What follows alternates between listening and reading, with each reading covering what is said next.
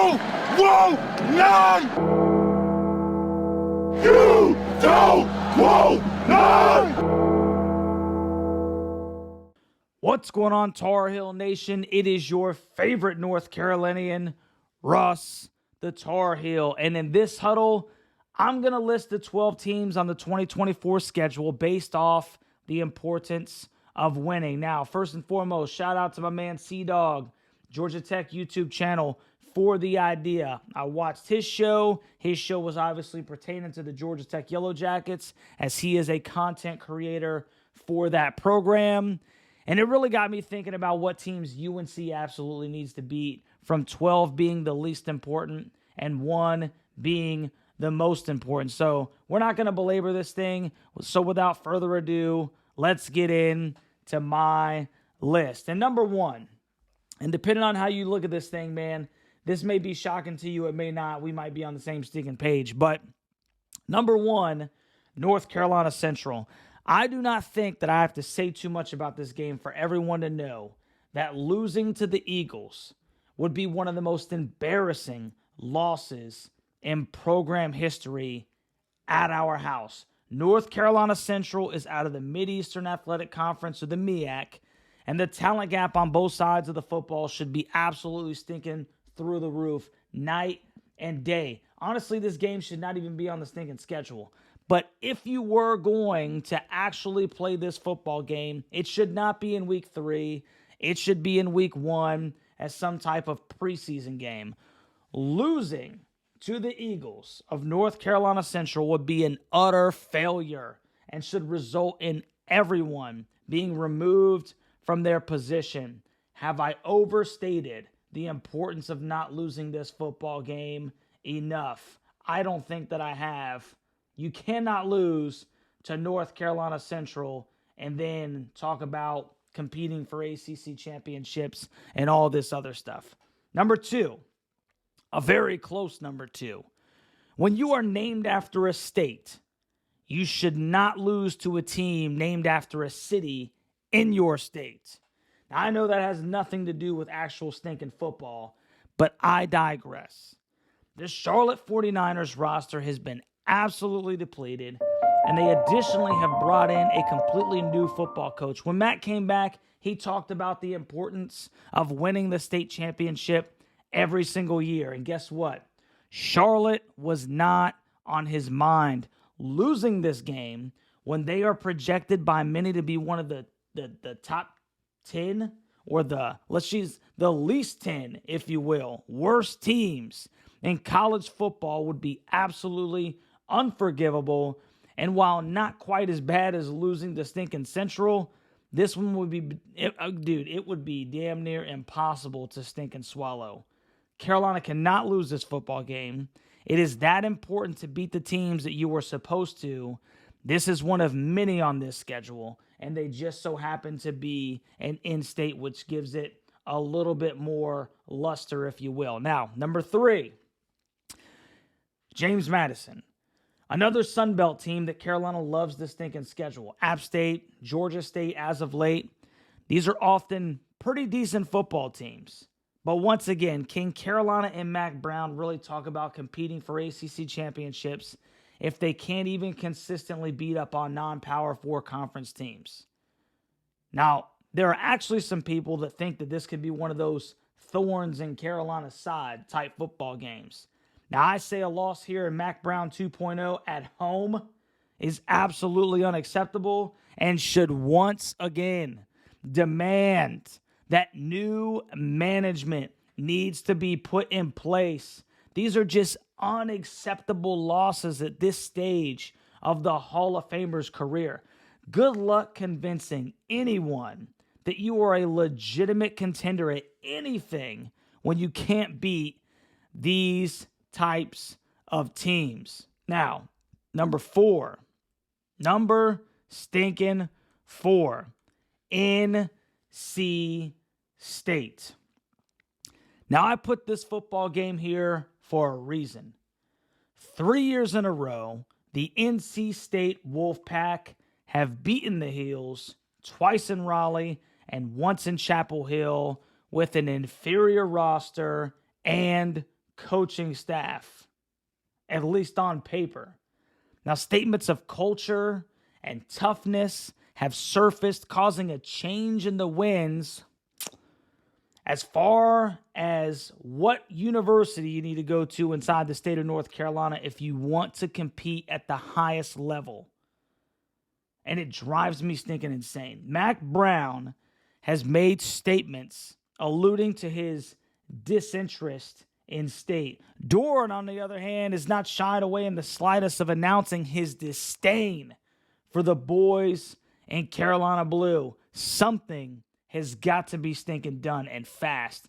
UNC, okay, host the Wolfpack in Chapel Hill this year. 4 straight years of losing to that team in stinking Raleigh would be detrimental to any chance of you convincing anyone that North Carolina is the place to be. I would 100% say that if it wasn't for the 3 preseason games Carolina plays in weeks 2 through 4, this would be my number 1 absolute stinking must win. Losing is not just 75% not an option. It is 100% not an option. UNC loses, and I will gladly hold the door open for you, Coach Mac Brown, as you gather your belongings and you see yourself out. That's just the truth. Number 5, Duke. The Battle of the Victory Bell should be annually renamed the Carolina Blue Ass Kicking. Duke is a stinking basketball school through and through. They lack the facilities. They lack the stinking pride on the stinking gridiron. Hell, I've never even ran into an actual Duke football fan that just bleeds it. You want to control the state? How about handling business down the road in Durham? I go into this football game almost every year expecting to keep that bell in Carolina Blue. A loss to Duke? 100%. Okay? Just above losing to one of those other programs that we listed already. The weeks 2 through 4, the Centrals and the James Madisons, the Charlottes. They're down here. Duke is literally right here. That's how I look at it. It's a stinking basketball school, man. There's a reason why people were going crazy when Duke beat Clemson last year. It's not supposed to happen. It's not supposed to happen. Why? Because it legitimately is a stinking basketball school. Now, number 6, Wake Forest. Now, Dave Clawson is one of those guys that does a lot with the little. But outside of the state of North Carolina and the Atlantic Coast Conference, nobody really knows too much about the Deacs. It's one of those smaller schools out there all by its lonesome. It's like the redheaded stepchild of the Big Four. Now, UNC, once again, cannot lose to this team if it's going to be the big dog in this state. I don't need to say too much more about Wake Forest, man. It's kind of one of those tweeners, if you will. Kind of a rival, but as far as, actual rivalries, it's kind of just over there. But you can't lose to Wake Forest, man. It's like a barely a level above Duke. It's just another team that there's no reason that North Carolina should lose to, especially in year 6 of Mac Brown. Number 7, Virginia. The oldest rivalry in the South. Once again, there's a football school in Virginia, and it's not Virginia. And the fact that they came into Chapel Hill last year with 1 win and shattered our unblemished start means that there needs to be some stinking get back, bro. Also, Virginia is not a program that should be beating the hills in back-to-back years. That happens, and we really do have some culture issues that can only be addressed by scrapping the current regime and moving in another stinking direction. I know it's beginning to seem redundant, but the place where Carolina is supposed to be at this stage of the rebuild, if you will, demands that Carolina does not lose to any of these stinking 7 teams. A loss to anyone here is, once again, it should be considered unforgivable. There would be no legitimate excuse to a loss to these teams in my mind. We're at number 7. That's 7 W's.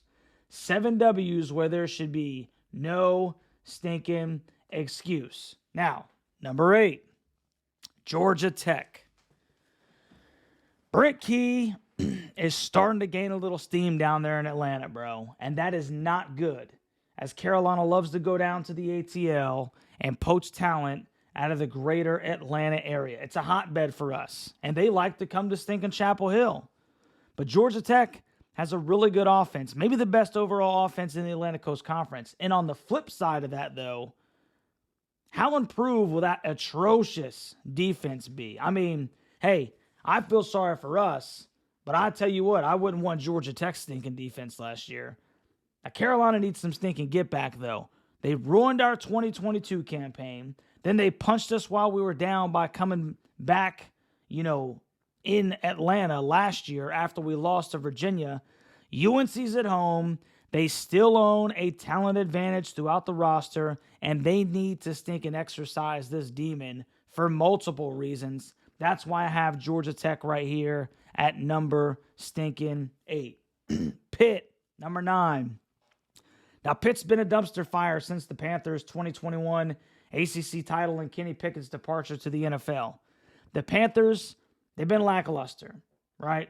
On defense, there's supposed to be some defensive team. Haven't really been. What did Carolina drop 42 on them, 41, 42 on them last year up at Heinz Field or whatever the heck it's called now?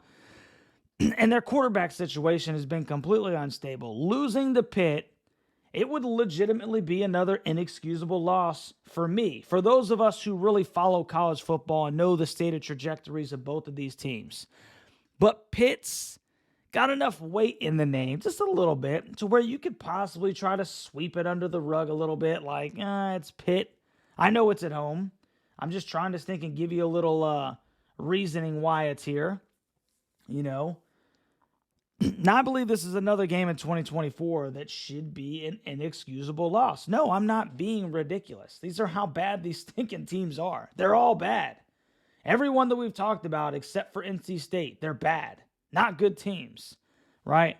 So inexcusable loss, especially at stinking home. But at least they have a little history, and that's why I got them right there at number 9. Now, number 10, Boston College.